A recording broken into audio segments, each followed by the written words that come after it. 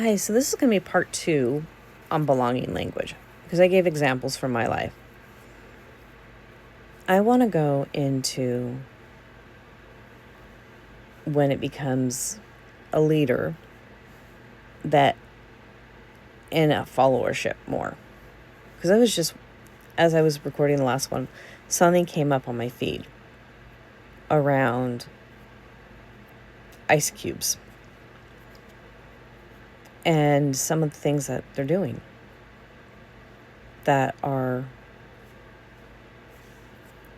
I'm just not going to go into what they're doing. It's in my mind, it's atrocious. They have to have a belonging language. They created a belonging amongst each other and amongst who they're working for. And they have a belonging language to do what they're doing. Now, belonging language isn't always healthy.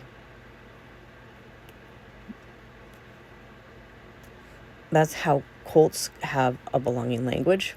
It's hard to break out of cults because of their particular belonging language. And you have to learn how to speak that language to help them get out.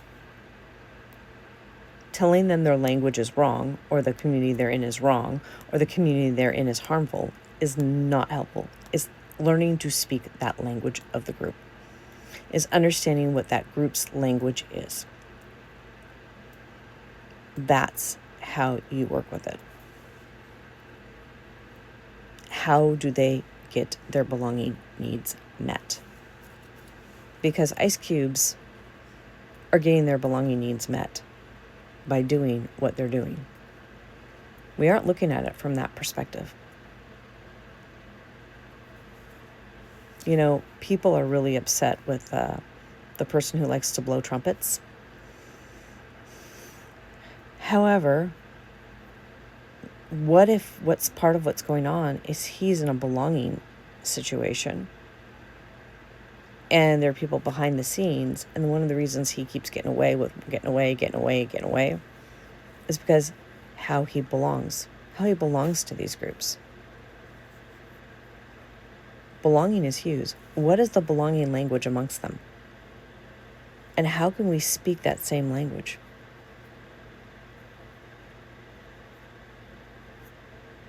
And you may go, well, I can't get into that group. If you're able to speak the same language. Sometimes you can hear things or know things. This is why it's so important to understand how belonging works, how leadership and followership work in the context of belonging. Because people aren't creating situations or groups like ice cubes just out of thin air and then they're going and doing stuff.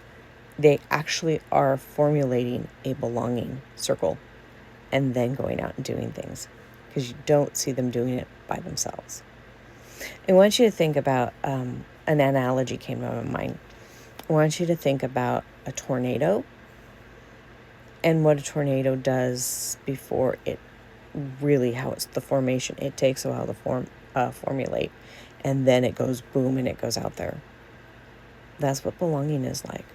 It takes a while to formulate a plan, and then it goes out and destroys. It can, not all belonging destroys, but a lot of times that's what's going on. People formulate in belonging. And if the belonging is unhealthy, you either have to learn the language to go inside and destroy it, or you have to know how to navigate outside of it and know how to take it down, or know how to build restoration once it's down. This is why I talk about belonging language. Because if we know how to speak to someone in their needs languages, and then we know how to communicate them in their belonging language, because you need to find belonging, so the needs languages are also going to align with the belonging language. Isn't that fascinating?